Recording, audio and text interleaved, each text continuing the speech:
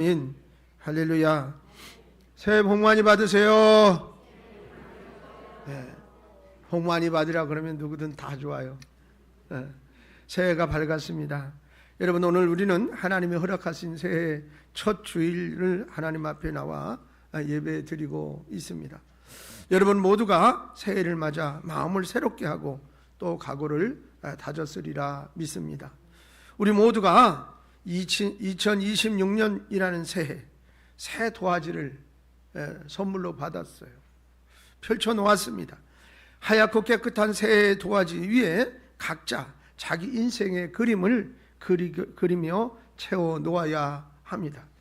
새 도화지 위에 대충 아무렇게나 그림을 그릴 수는 없잖아요. 누구를 막론하고 아름답고 멋진 그런 인생을 그려나가기를 원합니다. 그러기 위해서 두 가지 지혜가 필요합니다. 첫 번째는 내가 어디 있느냐라는 것입니다. 곧 자신의 자리입니다. 두 번째는 내가 누구와 함께 하느냐라는 것입니다. 이 두 가지는 올 한 해를 살아감에 있어서 가장 중요한 삶의 지혜입니다. 여러분, 이 두 가지가 어떠하느냐에 따라서 우리의 삶의 내용과 결과는 확연하게 달라지게 되기 때문에 그렇습니다. 첫 번째로 내가 어디에 있느냐 하는 문제는 매우 중요합니다. 여러분이 이 삶 속에서의 직책과 역할의 자리가 그것입니다. 여러분, 가정에서는 아버지의 자리, 남편의 자리, 어머니의 자리, 아내의 자리가 있습니다. 또 자녀로서의 자리가 있고 형제 간의 자리도 있습니다. 여러분, 그리고 직장에서는 나의 직책과 역할이 있습니다. 또 신앙인은 신앙인으로서 있어야 할 자리가 있습니다. 예배의 자리, 직분의 자리, 성도의 자리, 이 자리를 지키는 것이 중요합니다. 여러분, 이것이 무너질 때는 내 삶이 불행하게 되기 때문에 그렇습니다. 나도 힘들고 다른 사람도 힘들게 됩니다. 우리 주변에는 이 원칙을 지키지 못함으로 불행을 당하는 사람들이 얼마나 많은지 모르겠습니다. 세상에 자리가 있으면 하나님을 사랑하기가 어렵습니다. 내가 지켜야 할 자리가 있고 내가 있어야 할 자리가 있습니다. 분명히 말씀드리고 싶습니다. 그것을 잊어서는 안 됩니다. 지난 시간 동안 어떠했었는지요? 여러분, 우리의 삶을 뒤돌아볼 때 이것을 지켰으면 우리는 아름다운 결과를 얻었을 것이고 그리고 얻게 될 것입니다. 그러나 우리에게 아무런 결과가 없고 오히려 힘든 일이 더 많았더라면 이것은 한번 생각해 볼 필요가 있습니다. 내가 있어야 할 그 자리에 있었는가? 이 원칙이 지켜질 때에 우리는 힘을 가지고 살아가게 됩니다. 그 속에서 풍성한 열매를 얻게 됩니다. 할렐루야. 예수님은 당신의 자리를 잘 지키신 분이십니다. 당신이 있어야 할 곳, 당신이 해야 할 역할을 너무나도 잘 아셨습니다. 예수님이 어린 시절에 유월절 행사를 지키기 위해 예루살렘으로 갔었다가 부모님을 잃어버렸던 적이 있었습니다. 예수님이 부모를 잃어버렸다기보다는 부모가 예수님을 잃어버린 것이지요. 예수님의 부모님은 그것도 모르고 자기들의 길을 걷고 있었습니다. 아마 수많은 사람들이 예루살렘 그 성전에 와서 예배를 드리고 그 행사를 치르고 그리고 가는 길이라 너무 많은 사람들에게 복잡해서 그랬는지 하루가 지난 후에야 비로소 아들 예수님이 따라오지 않는다는 것을 알게 됐어요. 물음으로 온 길을 되돌아갔습니다. 3일 길을 가고 나서야 비로소 예수님을 찾게 되었는데요. 성전에서 율법사들과 말씀을 가지고 토론하고 있는 예수님을 발견한 것입니다. 여러분, 생각을 해보세요. 아이를 잃어버렸어요.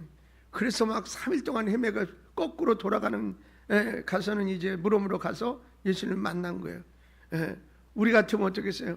화도 벌컥 나고 말이죠. 안심도 되고 두 가지 마음이 다 있잖아요. 똑같은 것 같아요. 예수님 부모님은 예수님을 책망하며 말했습니다.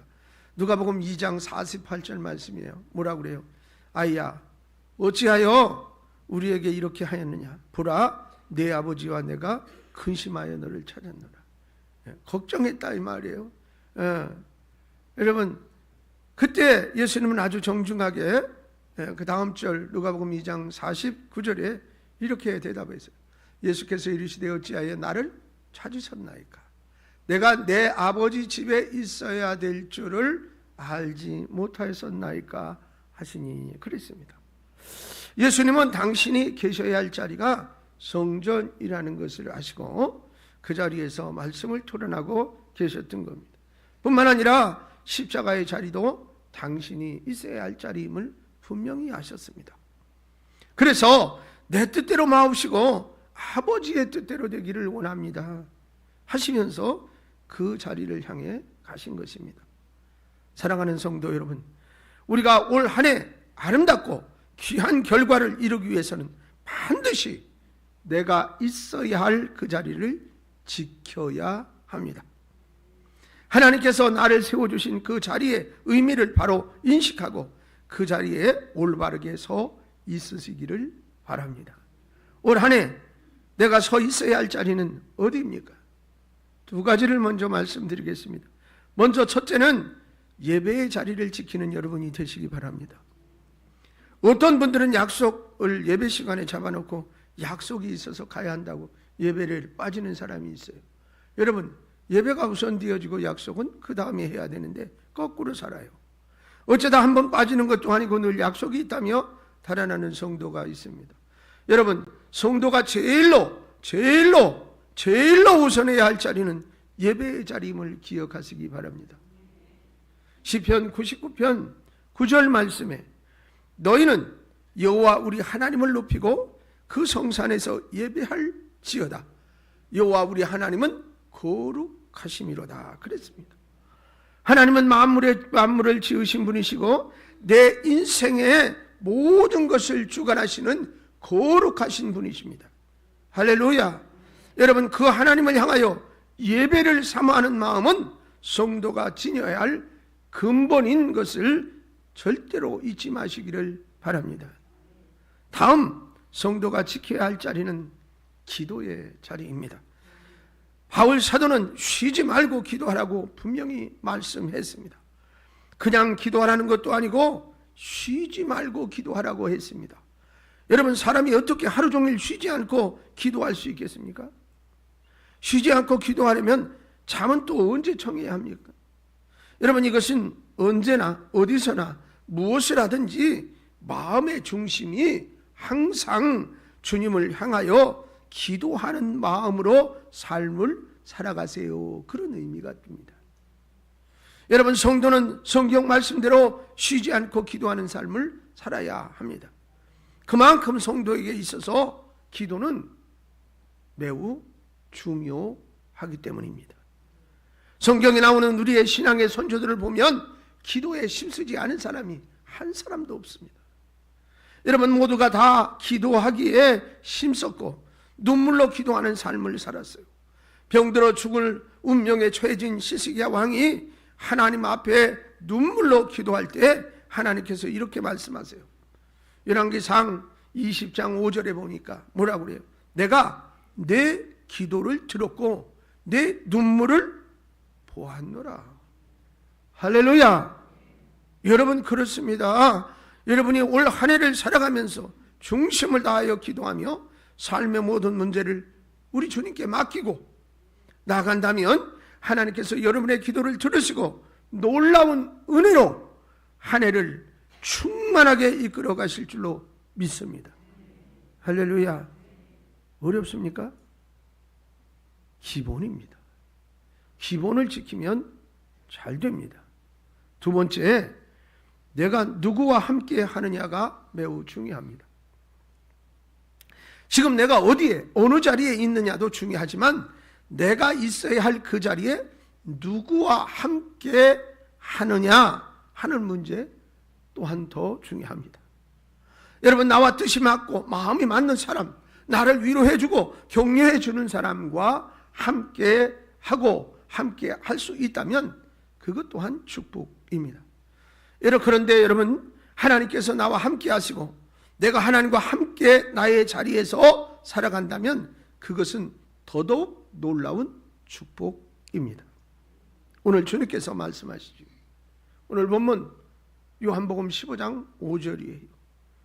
나는 포도나무요 너희는 가지라. 그가 내 안에 내가 그 안에 거하면 사람이 열매를 많이 맺나니 나를 떠나서는 너희가 아무것도 할 수 없음이라. 우리는 포도나무 가지입니다. 포도나무 가지는 포도 열매를 맺는 가지예요. 여러분, 그런데 그 열매를 온전히 내기 위해서 위에서 가지는 포도나무 줄기에 붙어 있어야 한다는 겁니다. 곧 하나님과 함께 해야 한다라는 말입니다. 우리 그리스도인들이 열매 맺는 삶을 위해서는 주님과 함께 해야 함을 기억하시기 바랍니다. 아니, 잃어버려서는 안 됩니다. 여러분, 주님과 함께 하지 않을 때 곧 불순종과 거역, 떠남, 잃어버림, 자만 등으로 나아갈 수밖에 없고, 그럴 때 우리의 삶은 실패로 끝나게 됩니다. 여러분, 이스라엘 백성이 가나안에 들어가서 여리고 성을 무너뜨렸어요. 그 후에 아이성을 이제 공략하려고 그럽니다. 여러분, 그 성은 여리고 성에 비하면, 편으로 하면 조망만한 성입니다. 그러나 이 아이성 싸움에서 이스라엘은 참패를 당합니다. 여리고 성에 비해 아이성은 진짜 아이와 같은 성이에요.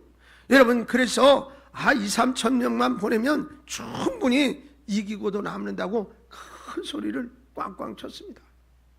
그래서 3천 명을 보내지만 그들은 혼쭐이 나고 도망치고 말았습니다. 여러분, 이 과정에서 우리에게 보여주는 중요한 교훈이 있어요.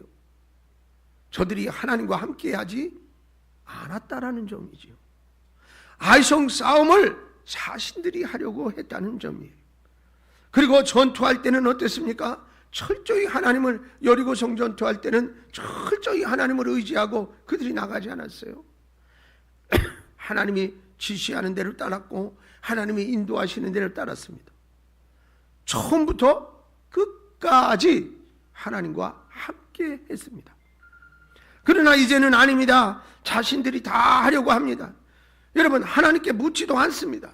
그래서 몇 명쯤 보내도 충분히 이긴다고 생각하고 실행하였다가 낭패를 보게 된 것입니다.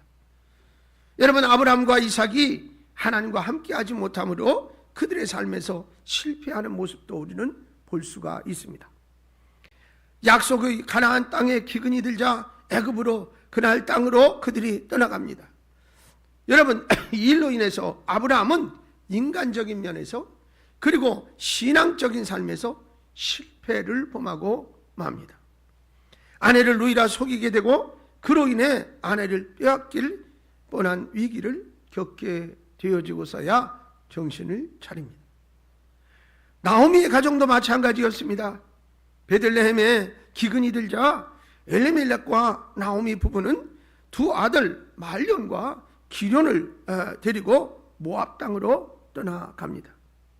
여러분, 모압, 이 땅이 어떤 땅입니까? 저주받은 이방의 땅입니다. 여러분, 하나님을 떠난 우상의 땅이에요. 이 땅의 백성들은 이스라엘 백성들을 얼마나 많이 괴롭혔는지 모릅니다. 특별히 출애굽할 때 이스라엘을 가장 괴롭히고 범죄하게 만든 나라가 바로 모압입니다. 여러분, 그로 인해 하나님께 모압은 저주를 받았습니다.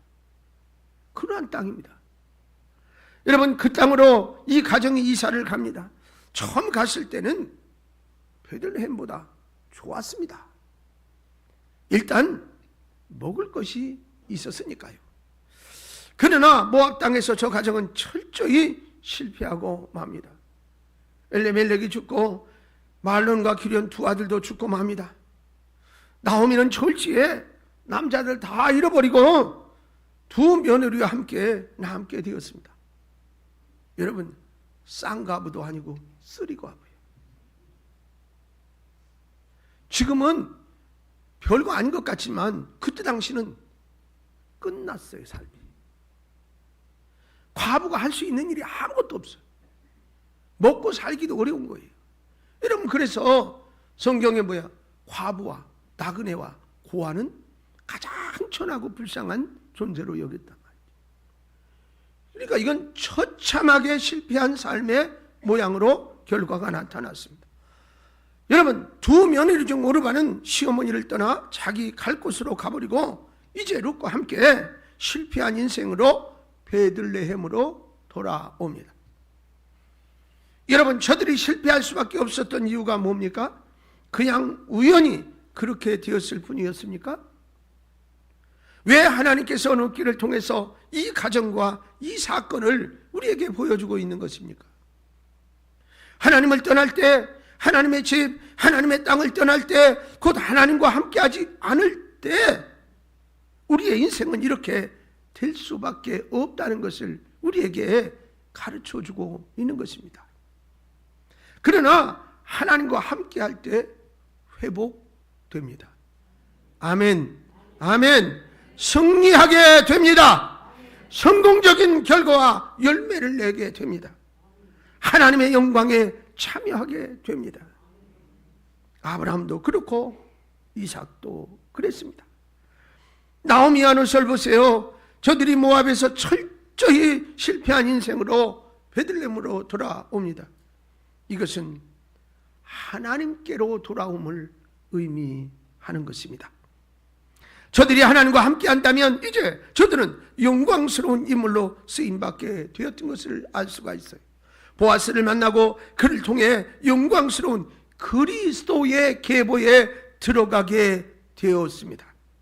하나님과 함께 할 때 하나님의 능력의 역사가 나타나게 되었음을 볼 수가 있습니다.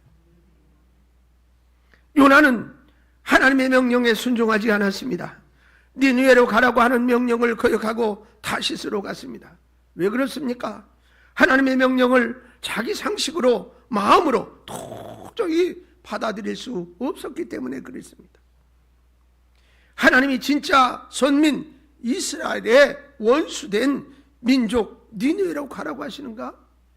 이것은 잘못된 것이야. 도저히 그럴 수가 없어 라고 생각을 했던 것이. 그 결과 어떻게 되었습니까? 요나는 바다에 던져지고 맙니다. 그 바다에서 요나는 아무것도 할 수 없었습니다. 그러나 회개한 후 요나는 하나님의 명령에 순종하여서 니느웨 성을 하루길 걸으면서 회개의 복음을 외칩니다. 니느웨는 한 3일 돌아다녀야 되는 성이에요. 근데 하루만 했어요. 그때 니느웨 왕을 비롯하여 온 성이 회개하고 하나님께로 돌아옵니다. 하나님과 함께 달릴 때, 하나님과 함께 일할 때 이러한 역사가 나타나는 것입니다.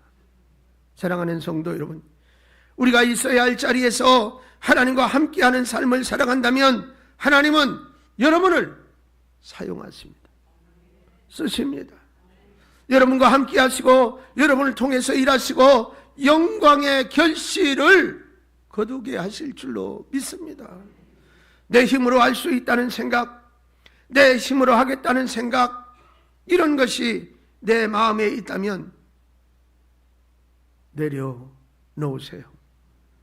다 내려놓으세요. 일을 이루시는 분은 하나님이십니다. 같이 한 성경 말씀을 보겠습니다. 잠언 16장 9절 말씀 잘 알지요? 우리 같이 한번 읽어보겠습니다. 사람이 마음으로 자기의 길을 계획할지라도 그의 걸음을 인도하시는 이는 여호와시니라. 할렐루야! 기억해야 할 말씀입니다. 저는 이것을 철저히 체험하고 있습니다. 때문에 하나님께서 세워주시는 자리를 지키려고 힘쓰고 있습니다. 그리고 하나님과 함께 하려고 기도하면서 힘을 내고 있습니다. 이렇게 나아갈 때 하나님의 뜻은 이루어질 것입니다. 아멘, 아멘. 아멘.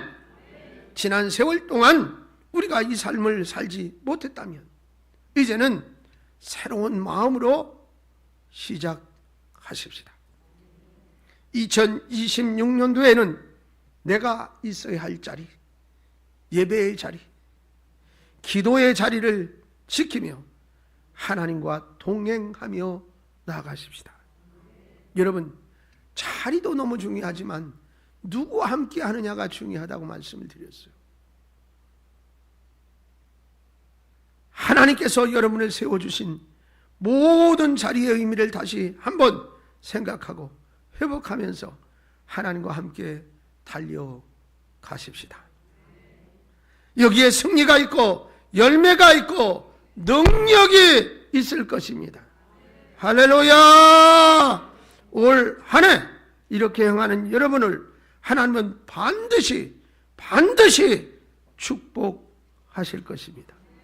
그 축복의 자리에 머물러 그 축복의 열매를 간증하고 자랑할 수 있는 여러분이 다 되시기를 주님의 이름으로 축원합니다.